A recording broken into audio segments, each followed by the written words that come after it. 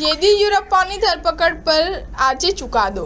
કર્ણાટક હાઈકોર્ટમાં આગોતરા જામીન પર થશે સુનાવણી। પૂર્વ સીએમ સામે યૌન શોષણ મામલે બિનજામીનપાત્ર વોરંટ। ગુરુવારે ફાસ્ટ ટ્રેક કોર્ટે કર્ણાટકના પૂર્વ સીએમ અને બીજેપી નેતા બીએસ येदियुरप्पा વિરુદ્ધ પોક્સો કેસમાં ધરપકડ વોરંટ જાહેર કર્યું હતું। તેમના પર સગીરાનું યૌન શોષણ કરવાનો આરોપ છે। વોરંટ જાહેર થયા બાદ તેમણે કર્ણાટક હાઈકોર્ટમાં આગોતરા જામીન અને કેસ રદ કરવાની માંગણી કરી હતી। આ અંગે આજે સુનાવણી હાથ ધરવામાં આવશે। येदियुरप्पाની ધરપકડ કરવામાં આવશે કે નહીં તે અંગે કોર્ટ આજે ચુકાદો સંભળાવશે।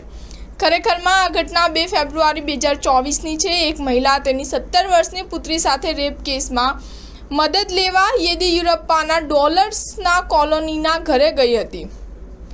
આરોપ છે કે ત્યાં સગીરાની છેડતી કરવામાં આવી હતી। 14 માર્ચે સગીરાની માતાની ફરિયાદના આધારે બેંગલુરુના સદાશિવનગર પોલીસ સ્ટેશનમાં येदियुरप्पा વિરુદ્ધ પોક્સો અને 354A હેઠળ નોંધવામાં આવ્યો હતો। એફઆઈઆર નોંધાવનાર મહિલાનું 26 મેના રોજ અવસાન થયું હતું। તે ફેફસાના કેન્સરની દર્દી હતી। હવે પુત્ર કેસ લડી રહ્યો છે।